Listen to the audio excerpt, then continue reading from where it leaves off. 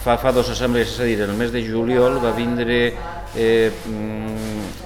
uns mestres, o unes mestres concretament, d'una escola de la zona a demanar la nostra col·laboració, donat que els nens, quan arriben al matí, no tots, evidentment, però molts d'ells tenen símptomes de no haver menjat res. En conseqüència, el que vam fer és demanar la nostra col·laboració.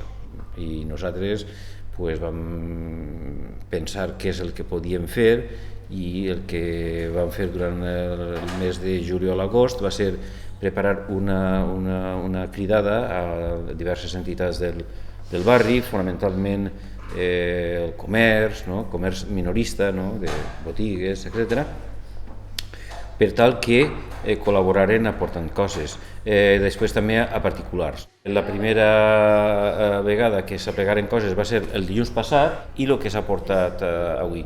El que s'ha portat és fonamentalment material, diríem, alimentari, i després material escolar, com ara llibretes, gomes, bolis, etc. Ho recollirem i ho entregarem a aquests professors per tal que facin l'ús que creguin oportú.